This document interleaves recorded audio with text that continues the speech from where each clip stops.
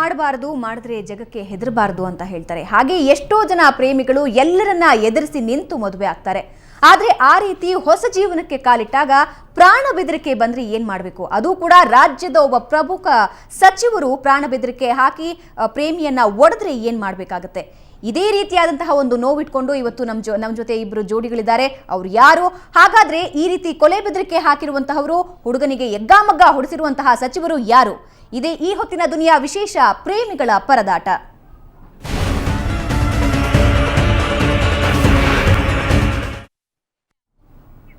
ಎರಡು ವರ್ಷಗಳಿಂದ ಪ್ರೀತಿಸಿ ರಿಜಿಸ್ಟರ್ ಮದುವೆಯಾದ ನಂತರ ಸಾಕಷ್ಟು ನರಕಯಾತನೆ ಅನುಭವಿಸಿರುವಂತಹ ಒಂದು ಜೋಡಿ ಇವತ್ತು ನಮ್ಮ ಜೊತೆ ಇದೆ. ವನಿತಾ ಮತ್ತೆ ಸಂತೋಷ್ ನಮ್ಮ ಜೊತೆ ಇದ್ದಾರೆ.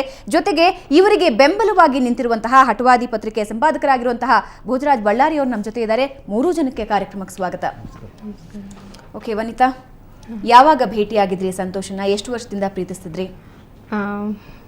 2 ವರ್ಷದಿಂದ ಪ್ರೀತಿ ಮಾಡ್ತಾ ಇದ್ದೀವಿ. ಆವಾಗ್ನಿಂದಾನೇ ಪರಿಚಯ ಆಗಿದ್ದು. ಹೇಗೆ ಪರಿಚಯ ಆಯ್ತು ಇಬ್ಬರದು? ಹೀಗೆ ನೋಡ್ತಾ ಮನೆ ಹತ್ರನೇ ಇದ್ರು. ಹೋಗ್ತಾ ಬರ್ತಾ ಪರಿಚಯ ಆಯ್ತು. ಆಮೇಲೆ ಲವ್ ಮಾಡಿದ್ವಿ. ಮ್ಯಾರೇಜ್ ಆಯ್ತು. ಮ್ಯಾರೇಜ್ ಆದ್ಮೇಲೆ ಪ್ರಾಬ್ಲಮ್ ಸ್ಟಾರ್ಟ್ ಆಯ್ತು. ಓಕೆ ಸಂತೋಷ್, ನಿಮ್ದು ಅದೇ ಊರ? ಅಂದ್ರೆ ಇವ್ರ ಮನೆ ಹತ್ರನೇ ಇದ್ರೆ ಎಷ್ಟು ವರ್ಷದಿಂದ ಅಲ್ಲಿದ್ರಿ? ಇಲ್ಲ ಮೇಡಮ್, ನಾನು ಬಂದು ಬನ್ನೇರಘಟ್ಟ ಹತ್ರ ವಿವರ್ಸ್ ಕಾಲೋನಿ ನಮ್ಮೂರು. ನಾನು ರಜಕ್ಕೆ ಅಂದ್ಬಿಟ್ಟು ಕಾಲೇಜ್ ರಜಾ ಕೊಟ್ಟಿದ್ರು. ಅವಾಗ ರಜದಲ್ಲಿ ನಮ್ಮ ದೊಡ್ಡಮ್ಮ ಮನೆಗೆ ಹೋಗಿದ್ದೆ ನಾನು. ಅಲ್ಲಿ ವನಿತಾ ಅನ್ನೋ ಹುಡುಗಿನ ನಾನು ನೋಡಿದೆ. ಆಮೇಲೆ 2 ವರ್ಷದಿಂದ ಸಿನ್ಸಿಯರ್ ಆಗಿ ಇಬ್ರು ಲವ್ ಮಾಡಿದ್ರೆ. ಲವ್ ಮಾಡ್ಬಿಟ್ಟು ಇಬ್ರು ಮಾರ್ಚ್ 13ನೇ ತಾರೀಕು ರಿಜಿಸ್ಟರ್ ಮ್ಯಾರೇಜ್ ಆದ್ರೆ ಇಬ್ರು ಇಷ್ಟಪಟ್ಟು. ಅವಾಗ ಇಷ್ಟಪಟ್ಟು ಇಬ್ರು ರಿಜಿಸ್ಟರ್ ಮ್ಯಾರೇಜ್ ಆದಾಗ ಇವ್ರ ಅಪ್ಪ ಅವ್ರ ಅಮ್ಮಗೆ ಇಷ್ಟ ಇರಲಿಲ್ಲ ಅನ್ಕೊಂತೀನಿ. ಜಾತಿ ವಿಷಯದಲ್ಲಿ ಬೇರೆ ಮಾಡೋದು ಅಂತ ಪ್ಲಾನ್ ಮಾಡಿದ್ರು. ಅವಾಗ ಇಬ್ರು ರಿಜಿಸ್ಟರ್ ಮ್ಯಾರೇಜ್ ಆಗಿದ್ವಿ ಈ ಥರ. ಅವಾಗ ವಿವೇಕನಗರ ಪೊಲೀಸ್ ಸ್ಟೇಷನಲ್ಲಿ ಇವರಪ್ಪ ಕಾಣೆಯಾಗಿದ್ರು ಅಂತ ಕಂಪ್ಲೇಂಟ್ ಕೊಟ್ಟಿದ್ರು. ಅವಾಗ ಅಲ್ಲಿ ಕರ್ಸ್ಬಿಟ್ಟು ಅಲ್ಲಿ ನನಗೆ ಹೇಳ್ದೆ ಮರ್ದೆ ನಮ್ಮ ಮಿಸ್ಸಸ್ನ ಅವ್ರ ಜೊತೆ ಕಳ್ಸಿಕೊಟ್ಬಿಟ್ಟಿದ್ದಾರೆ. ಅಲ್ಲಿ ನ್ಯಾಯ ಕೇಳಿದೆ, ಅಲ್ಲಿ ನ್ಯಾಯ ಸಿಕ್ಕಿಲ್ಲ ನನಗೆ. ಸರಿ ಅಂದ್ಬಿಟ್ಟು ಅಲ್ಲಿ ಏನಾಯಿತು, ಹೆಂಗ್ ಮನೆಗೆ ಬಂದ್ಬಿಟ್ಟೆ ನಾನು. ಆಮೇಲೆ ಮನೆಗೆ ಬಂದ ನಂತರ ತಿರ್ಗಾ ದಿವಸ ಬಿಟ್ಕೊಂಡು ನಮ್ಮ ಮಿಸ್ಸಸ್ ನಂಗೆ ಫೋನ್ ಮಾಡಿದ್ರು. ಈ ಥರ ಹಿಂಗಾಯ್ತು, ನನಗೆ ಇಷ್ಟ ಇಲ್ಲ ಅಂದ್ರೆ ಕರ್ಕೊಂಡೋಗ್ಬಿಟ್ಟಿದ್ದಾರೆ, ಏನೇನೋ ಹೇಳಿ ಬಂದು ತಿರ್ಗಾ ನಾನು ಕರ್ಕೊಂಡೋಗಂತಂದಾಗ ನಾನು ತಿರ್ಗಾ ಹೋಗಿ ಕರೆದಾಗ ಆ ಸಂದರ್ಭದಲ್ಲಿ ನಮ್ಮ ಅವ್ರ ಕಡೆಯವರು ನನ್ನ ಅಟ್ಯಾಕ್ ಮಾಡಿ ಸುಮಾರು ಒಂದು 25 ಜನ 15 ಜನ ಮೇಲೆ ಇದ್ರು. ಹೊಡೆದು ಫೋನು ಚೈನೆಲ್ಲ ಕಿತ್ಕೊಂಡಿದ್ದಾರೆ. ಕೈ ಕಾಲಲ್ಲೇ ಫುಲ್ಲು ಬ್ಲಡ್ ಬರೋ ಥರ, ಬಾಯಲ್ಲೆಲ್ಲ ಬ್ಲಡ್ ಬರೋ ಥರ ಎಲ್ಲ ಹೊಡೆದಿದ್ದಾರೆ. ಕೋಳಿ ಫಾರಂ ಎಸ್ಟೇಟ್ ಅದು, ಅಲ್ಲಿ ಹೊಡೆದಿದ್ದಾರೆ ನನ್ನ ಮೇಡಮ್. ಓಕೆ ವನಿತಾ, ಮನೆಯವರಿಗೆ ಮೊದಲೇ ಇಷ್ಟ ಇರಲಿಲ್ವಾ? ಅಂದ್ರೆ ನಿಮ್ಮ ಇಬ್ಬರು ಪ್ರೀತಿ ಬಗ್ಗೆ ಗೊತ್ತಿತ್ತಾ ಅಥವಾ ನೀವು ಮೊದಲೇ ಹೇಳಿರ್ಲಿಲ್ವಾ? ಇಲ್ಲ, ಗೊತ್ತಿರಲಿಲ್ಲ. ಹೇಳೋ ಪ್ರಯತ್ನ ಯಾಕೆ ಮಾಡಲಿಲ್ಲ? ಅಂದರೆ ಮುಂದೆನೇ ನನಗೆ ಮದುವೆ ನಿಶ್ಚಯ ಮಾಡಿದ್ರು. ಆ ಮದುವೆ ನನಗೆ ಇಷ್ಟ ಇರಲಿಲ್ಲ. ಈಗ ಹೇಳಿದ್ರು ಆಗಲ್ಲ ಅಂತ ನಿರ್ಧಾರ ತಗೊಂಡು ಈ ಥರ ನಿರ್ಧಾರ ತಗೊಂಡು ಮದುವೆ ಮಾಡ್ಕೊಂಬಿಟ್ಟೆ ಹೇಳ್ದಿರ. ಓಕೆ ಭೋಜರಾಜ್ ಅವರೇ, ಈ ಇಬ್ಬರು ಜೋಡಿಗಳು ನಿಮ್ಗೆ ಯಾವಾಗ ಸಿಕ್ಕಿದ್ರು? ಯಾವ ಪರಿಸ್ಥಿತಿಯಲ್ಲಿ ಸಿಕ್ಕಿದ್ರು? ಮೇಡಮ್, ನನಗೆ 13ನೇ ತಾರೀಕು ಲಾಸ್ಟ್ ಮಂತು ಒಂದು ಕರೆ, ನಮ್ಮ ಸ್ನೇಹಿತರು ನಾವು ಕೂತಿರ್ತೀವಿ, ಒಂದು ಕಾಲ್ ಬರುತ್ತೆ ಮೇಡಮ್. ಒಂದು ಹುಡುಗಿ ವನಿತಾ ನಾನು ಅಂತೇಳಿ ಫೋನ್ ಮಾಡ್ತಾಳೆ. ನೀವು ಪತ್ರಿಕೆಯವರ ಸರ್, ಮೀಡಿಯಾದವರ? ಹೌದಮ್ಮ ಹೇಳಮ್ಮ. ಸರ್ ಈ ಥರ ನಮ್ಮ ಯಜಮಾನರನ್ನ ಹೊಡೆದ್ಬಿಟ್ಟು ಸಾಯಿಸ್ತಾವ್ರೆ, ಅವ್ರೇನೋ ಸತ್ಬಿಟ್ರೆ ಒಂದು 10 ನಿಮಿಷದಲ್ಲಿ ನಾನು ಸೂಸೈಡ್ ಮಾಡ್ಕೊಂಡು ಸತ್ತು ಹೋಗ್ತೀನಿ, ಇದನ್ನು ಎಲ್ಲ ಟಿ ವಿಯಲ್ಲಿ ಬರಬೇಕು, ನಿಮ್ಮ ಪತ್ರಿಕೆಯಲ್ಲಿ ಬರಬೇಕು ಅಂತೇಳಿ ರಿಕ್ವೆಸ್ಟ್ ಮಾಡ್ಕೊತಾಳೆ. ಅವಾಗ ನಾನು ಆ ಅಮ್ಮನಿಗೆ ಹೇಳಿದೆ, ವನಿತಾರೆ ಆ ಥರ ಎಲ್ಲ ಮಾಡ್ಕೊಳಕ್ಕೆ ಹೋಗ್ಬೇಡಮ್ಮ, ಕಾನೂನಿದೆ, ನಾನು ನಿಮ್ಗೆ ಹೆಲ್ಪ್ ಮಾಡ್ತೀನಿ ಅಂತ ಹೇಳ್ಬಿಟ್ಟು ಇಮಿಡಿಯೇಟ್ಲಿ ಅದು ಅತ್ತಿಬೆಲೆ ಸರ್ಕಲ್ ಇನ್ಸ್ಪೆಕ್ಟ್ರಿಗೆ ಫೋನ್ ಮಾಡಿದೆ ಮೇಡಮ್, ವೆಂಕಟ್ ಶೆಟ್ಟಿ ಅಂತೇಳಿ.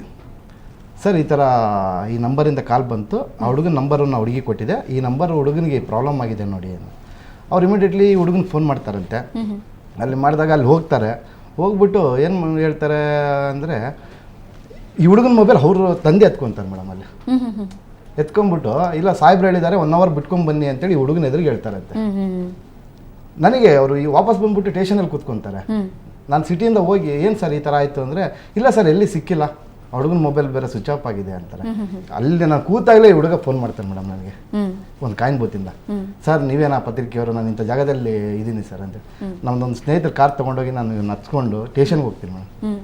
ಹೋಗಿ ಇವನು ಬ್ಲಡ್ ಬಂದಿರುತ್ತೆ, ಬಟ್ಟೆ ಎಲ್ಲಾರ್ದು ಹೋಗಿದೆ. ಅದೇ ಅತ್ತಿಬೆಲೆ ಸ್ಟೇಷನ್ಗೆ, ಅದೇ ಸರ್ಕಲ್ ಇನ್ಸ್ಪೆಕ್ಟರ್ ಹತ್ರ ಹೋಗಿ ಕೂಡಿಸಿದಾಗ, ಹೌದಾ ಈ ಥರ ಎಲ್ಲ ಆಗಿದೆನಾ, ನನಗೆ ಗೊತ್ತಾಗಲಿಲ್ಲ ಅಂತ ಹೇಳ್ಬಿಟ್ಟು ಅವರು ಬೇರೆ ಥರ ಹೇಳ್ತಾರೆ. ಫಸ್ಟ್ ಏಡ್ ಮಾಡ್ಸೋಕ್ಕೂ ಚಾನ್ಸ್ ಕೊಡ್ತಾ ಇಲ್ಲ ಅವ್ರಿಗೆ. ಸುಮಾರು 5:30-6 ಗಂಟೆಗೆ ಕರ್ಕೊಂಡು ಹೋಗ್ತೀನಿ ಸ್ಟೇಷನ್ಗೆ. ಕೊನೆಗೆ ನಾನು ಬೇಜಾರಾಗ್ಬಿಟ್ಟು ನಮ್ಮ ಸ್ನೇಹಿತರ ಕಾರಲ್ಲಿ ಒಂದು ಖಾಸಗಿ ಹಾಸ್ಪಿಟ್ಲಲ್ಲಿ ನಾನು 11 ಗಂಟೆಯಲ್ಲಿ ಫಸ್ಟ್ ಏಡ್ ಮಾಡ್ತಿದ್ದೀನಿ ಮೇಡಮ್ ಇವ್ರಿಗೆ. ಆ ಪರಿಸ್ಥಿತಿ ಬಂದಿದೆ. ಯಾಕೆ ಸರ್ಕಲ್ ಇನ್ಸ್ಪೆಕ್ಟರ್ ಈ ರೀತಿ ನೆಗ್ಲಿಜೆನ್ಸಿ ನೀವು ಕೇಳಲಿಲ್ವಾ? ಇಷ್ಟು ಮಟ್ಟಿಗೆ ನೆಗ್ಲಿಜೆನ್ಸಿ ಯಾರೇ ಆಗಿರ್ಲಿ, ಯಾವುದೇ ಪ್ರಕರಣದ ವಿಷಯ ಆಗಿರ್ಲಿ, ಒಬ್ಬರಿಗೆ ಏಟಾಗಿದೆ ಅಂದ್ರೆ ಫಸ್ಟ್ ಏಡ್ ಮಾಡಿಸೋದು ಒಬ್ಬ ಜವಾಬ್ದಾರಿಯುತ ಅಧಿಕಾರಿಯಾಗಿ ಅವ್ರ ಕರ್ತವ್ಯ ಆಗಿತ್ತು. ಅದಕ್ಕೂ ಕೂಡ ಗಮನ ಹರಿಸಲಿಲ್ಲ. ಕೊನೆಗೆ ಅವ್ರಿಗೆ ಫೋನ್ ಮಾಡಿ ಅವ್ರನ್ನ ಸೇವ್ ಮಾಡುವಂತಹ ಪ್ರಯತ್ನ ಕೂಡ ಕೈ ಹಾಕಿಲ್ಲ. ಈ ರೀತಿ ನಿರ್ಲಕ್ಷ್ಯ ತೋರೋದಕ್ಕೆ ಏನ್ ರೀಸನ್ ಅಂತ ಆದ್ರೂ ಹೇಳಿದ್ರು ಅವ್ರು ನಿಮ್ಗೆ? ಅವರು ನನಗೆ ಇದರಿಂದ ಒತ್ತಡ ಇದೆ ಸರ್ ಅಂತೇಳಿ ಇವತ್ತಿಗೂ ಹೇಳ್ತಾರೆ ಮೇಡಮ್. ನಿನ್ನ ಸಾಯಂಕಾಲ ನಮ್ಗೆ ಕಾಲ್ ಬರುತ್ತೆ ಅವ್ರದ್ದು, ನಾನು ರೆಕಾರ್ಡ್ ಮಾಡ್ಕೊಂಡೆ. ಸರ್ ನೀವು ಬೇರೆ ತರ ಏನು ಮಾಡಕ್ ಹೋಗ್ಬೇಡಿ, ಕೇಸಿಂದ ತುಂಬಾ ಪ್ರೆಷರ್ ಇದೆ ನನಗೆ, ನಾನು ಮಾಡಕ್ ಆಗ್ತಾ ಇಲ್ಲ ಒಂದು ಸರ್ಕಲ್ ಇನ್ಸ್ಪೆಕ್ಟರ್ ಹೇಳ್ತಾರೆ. ಅಲ್ಲ, ಒಬ್ಬ ವ್ಯಕ್ತಿ ಅಷ್ಟ್ರ ಮಟ್ಟಿಗೆ ಗಾಯ ಆಗಿದೆ, ಅಷ್ಟ್ರ ಮಟ್ಟಿಗೆ ಹೊಡೆದು ಸಾಯಿಸ್ತಾ ಇದ್ದಾರೆ ಅಂದಾಗ್ಲೂ ಕೂಡ ತನ್ನ ಕರ್ತವ್ಯನ ಮರೆಯುವಂತಹ ಒತ್ತಡ ಏನಿತ್ತ ಅಧಿಕಾರಿಗೆ? ಮೇಡಮ್, ಇನ್ನೊಂದು ವಿಷಯ ನಿಮಗೆ ನಾನು ಗಮನಕ್ಕೆ ತರ್ತಾ ಇದ್ದೀನಿ. ನಾನು ನಿನ್ನೆ ಸಾಯಂಕಾಲ ಸರ್ಕಲ್ ಇನ್ಸ್ಪೆಕ್ಟರ್ ಫೋನ್ ಮಾಡ್ಬಿಟ್ಟು ಸಂತೋಷನ್ ಕರ್ಕೊಂಬಂದು ನಮ್ಮ ಜೊತೆಗೆ ಬಿಡಿ, ಹುಡುಗಿ ನಮ್ಮ ಹತ್ರ ಇದೆ ಅಂತ ಹೇಳ್ತಾರೆ. ಆ ಹುಡುಗಿನ ಒಂದು ಜಾಗದಲ್ಲಿ ಕಿಡ್ನಾಪ್ ಮಾಡಿದ್ದಾರೆ. ನಾನು ಹೋಗ್ಬಿಟ್ಟು ಆಮೇಲೆ ಕೆಲವರು ಸಂಘಟನೆಯವ್ರನ್ನ ಕರ್ಕೊಂಡು ಹೋಗಿ ಆ ಲೋಕಲ್ ಸ್ಟೇಷನಲ್ಲಿ ಒಬ್ಬರಿಬ್ಬರು ಕಾನ್ಸ್ಟೇಬಲ್ ಕರ್ಕೊಂಡೋಗಿ ಹುಡುಗಿನ ಈಚೆ ಕರ್ಕೊಂಡ್ಬರ್ತೀನಿ.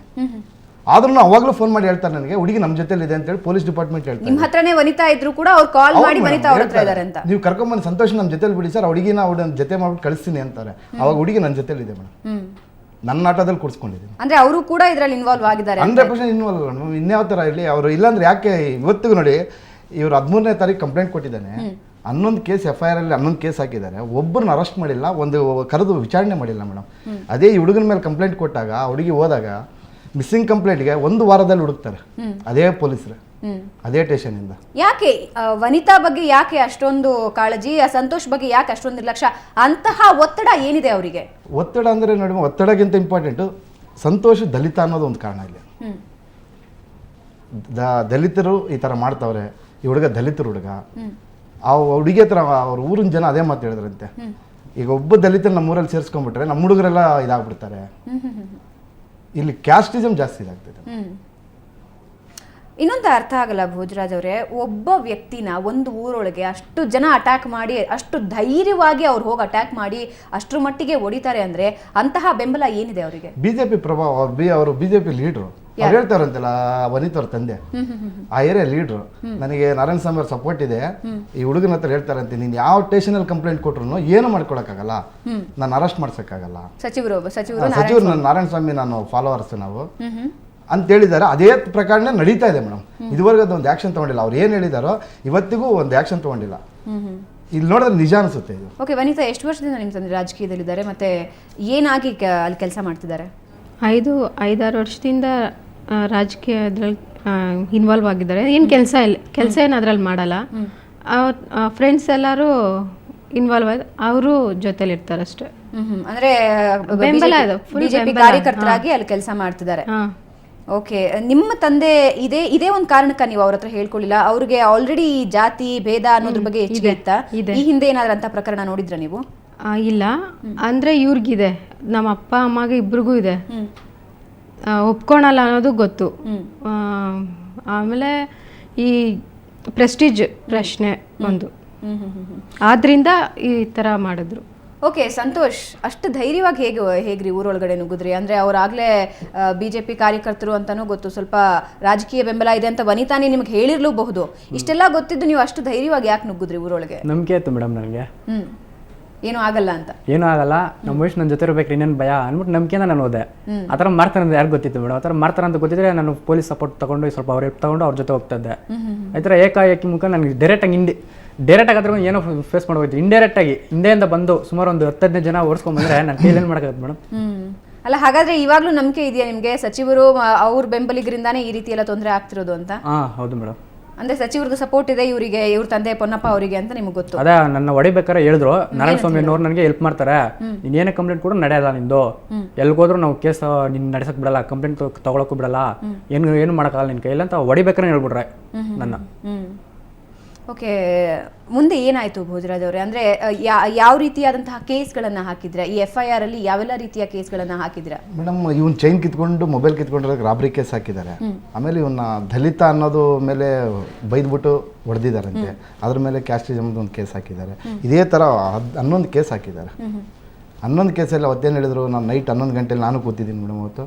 ಆಮೇಲೆ ನನ್ನ ಸ್ನೇಹಿತರು ಪರಶಿವ ದನಗೂರು, ಆಮೇಲೆ ಕರ್ಣ ಅಂತ ಹೇಳ್ಬಿಟ್ಟು ನಾವು ಕೂತ್ಕೊಂಡು ಮಾತಾಡಿದಾಗ ಶಶಿಧರ್ ಅನ್ನೋ ಸಬ್ ಇನ್ಸ್ಪೆಕ್ಟರ್ ಹೇಳ್ತಾರೆ, ಸರ್ ನಾನು ಇಲ್ಲಿ ಬಂದಿದ್ದೀನಿ, ನಾನು ಇನ್ಚಾರ್ಜಾಗಿ ಬಂದಿದ್ದೀನಿ, ನಾನು ಇಮ್ಮಿಡಿಯೇಟ್ಲಿ ಇದನ್ನು ಈಗ ನೈಟೇ ಕಳಿಸ್ತಾ ಇದ್ದೀನಿ, ನಾನು ಕಳಿಸ್ಬಿಟ್ಟು ಬೆಳಿಗ್ಗೆ ಅರೆಸ್ಟ್ ಮಾಡ್ತೀವಿ ಸರ್ ನಾವು ಅಂತ ಹೇಳ್ತಾರೆ. 13ನೇ ತಾರೀಕಿಂದ ಇವತ್ತಿನವರೆಗೂ ಮೇಡಮ್, ನಾಳೆ 8ನೇ ತಾರೀಕು ಅವ್ರು ಬೇಲ್ಗೆ ಅಪ್ಲೈ ಮಾಡಿದ್ದಾರೆ. ಅವರು ಅರೆಸ್ಟ್ ಅರೆಸ್ಟ್ ಮಾಡಿ ಬೇಲ್ ಆಗ್ತಾ ಇದೆ ಅವ್ರಿಗೆ. ನಾಳೆ 8ನೇ ತಾರೀಕು ಬೇಲ್ ಆಗುತ್ತೆ ಮೇಡಮ್ ಅವ್ರಿಗೆ.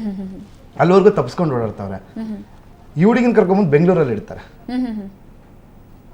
ಹೇಳಿದಾಗ ಒಂದು ಯಾರೋ ಪಕ್ಕದ ಮನೆಯವರು ಯಾರ್ದೋ ಮೊಬೈಲ್ ತೊಗೊಂಡು ಹುಡುಗಿ ಫೋನ್ ಮಾಡುತ್ತೆ ಅಂತ ಮೇಡಮ್ ಈ ಹುಡುಗಿಗೆ ನಿನ್ನೆ ಸಾಯಂಕಾಲ. ಆವಾಗ ಸ್ಥಳೀಯ ಪೊಲೀಸನ್ನು ಕರ್ಕೊಂಡೋಗಿ ನಾನು ಕರ್ಕೊಂಬಂದು ಆಮೇಲೆ ಸ್ಟೇಷನ್ ಕರ್ಕೊಂಡೋಗಿ ಬಿಟ್ಟು ಆಮೇಲೆ ನೈಟೆಲ್ಲ ಅಲ್ಲಿ ನಮ್ಮ ಸ್ನೇಹಿತರ ರೂಮಲ್ಲಿ ಇಟ್ಕೊಂಡು. ಓಕೆ ಸಂತೋಷ್, ನಿಮ್ಮ ಫ್ಯಾಮಿಲಿಯಲ್ಲಿ ಯಾರ್ಯಾರು ಇದ್ದಾರೆ, ಅವರು ಹೇಗೆ ರಿಯಾಕ್ಟ್ ಮಾಡ್ತಿದ್ದಾರೆ ಇದಕ್ಕೆ? ಎಲ್ಲ ನಮ್ಮ ಫ್ಯಾಮಿಲಿ ಫುಲ್ಲು ನನ್ನ ಕಡೆ ಸಪೋರ್ಟ್ ಇದೆ ಮೇಡಮ್. ಯಾರ್ಯಾರು ಇದ್ದಾರೆ ನಿಮ್ಮ ನಮ್ಮ ಫ್ಯಾಮಿಲಿ? ತಾಯಿ ಇದ್ದಾರೆ, ನಮ್ಮ ಅಣ್ಣ ಇದ್ದಾರೆ. ನಮ್ಮ ತಾಯಿನೂ ಒಪ್ಪಿಗೆ ಕೊಟ್ಟಿದ್ದಾರೆ, ನಮ್ಮ ಅಣ್ಣನೂ ಒಪ್ಪಿಗೆ ಕೊಟ್ಟಿದ್ದಾರೆ. ಆಲ್ರೆಡಿ ಒಂದ್ಸಲ ಮದುವೆ ಕರ್ಕೊಂಡೋಗಿದ್ನಲ್ವಾ, ಅವ್ರ ಸಪೋರ್ಟ್ ಇತ್ತು. ಪರವಾಗಿಲ್ಲ ಬಿಡು, ಏನು ಮದುವೆ ಆಗಿದ್ಯಾ, ಚೆನ್ನಾಗಿರು ಅಂತೆಲ್ಲ ಆಶೀರ್ವಾದ ಅವರು ಮಾಡಿದ್ದಾರೆ. ಯಾವುದೇ ಒಂದು ತೊಂದರೆನೂ ಕೊಟ್ಟಿಲ್ಲ ಇವ್ರಿಗೆ. ಇವ್ರಿಗೂ ಹೆಲ್ಪ್ ಮಾಡಿದ್ದಾರೆ. ಮಗಳ ಥರ ನೋಡ್ಕೊಂಡ್ರು. 10 ದಿವಸ ಕೂಡ ಮಗಳ ಥರ ನೋಡ್ಕೊಂಡ್ರು. 10 ದಿವಸ ಆದಮೇಲೆ ಅವ್ರ ಅಪ್ಪ ಈ ಥರ ಕಾಣೆಯಾಗಿದ್ದಂಗೆ ಕಂಪ್ಲೇಂಟ್ ಕೊಟ್ಟಾಗ ಆ ಸಂದರ್ಭದಲ್ಲಿ ಬೇರೆ ಆದಮೇಲೆ ನಮ್ಮ ತಾಯಿಯವರು ಫೀಲ್ ಆಗ್ತಾರೆ. ಈ ಥರ ಮದುವೆಗೆ ಬಂದು 10 ದಿವಸ ಆದಮೇಲೆ ಯಾಕೆ ಈ ಥರ ದೂರ ಮಾಡಿದ್ರು ಅಂದರೂ ಅವರು ಫೀಲ್ ಆಯ್ತಾರೆ. ಓಕೆ, ನಿಮ್ಮ ಜೊತೆ ಇನ್ನಷ್ಟು ಮಾತಾಡ್ತೀನಿ. ವೀಕ್ಷಕರೇ, ನಿಜವಾಗಿಯೂ ವಿಚಿತ್ರ ಅಂತ ಅನ್ಸುತ್ತೆ. ಒಂದು ಜವಾಬ್ದಾರಿಯುತ ಸ್ಥಾನದಲ್ಲಿರಬೇಕಾದಂತಹ ಸಚಿವರು ತಮ್ಮ ಬೆಂಬಲಿಗರಿಗೆ ಸಪೋರ್ಟ್ ಮಾಡೋದಕ್ಕೆ ಹೋಗಿ ಒಬ್ಬ ವ್ಯಕ್ತಿಯನ್ನ ಸಾಯೋವರೆಗೆ ಹೊಡಿಸ್ತಾರೆ, ಅದಕ್ಕೆ ಕಂಪ್ಲೀಟ್ ಸಪೋರ್ಟ್ ಕೊಡ್ತಾರೆ. ಅಂದ್ರೆ ನಿಜವಾಗಿಯೂ ಇದಕ್ಕೆ ಅವ್ರು ಏನು ಉತ್ತರ ಕೊಡ್ತಾರೆ ಅಂತ ಗೊತ್ತಿಲ್ಲ. ಜೊತೆಗೆ ಅಲ್ಲಿರುವಂತಹ ಪೊಲೀಸರಿಗೂ ಕೂಡ ಎಲ್ಲಾ ರೀತಿಯಾದಂತಹ ಒತ್ತಡ ತಂದಿದ್ದಾರೆ. ಇದ್ರ ಬಗ್ಗೆ ಇನ್ನಷ್ಟು ಮಾಹಿತಿ ನೀಡ್ತೀನಿ. ಅದಕ್ಕೂ ಮುಂಚೆ ಒಂದು ಸಣ್ಣ ವಿರಾಮ.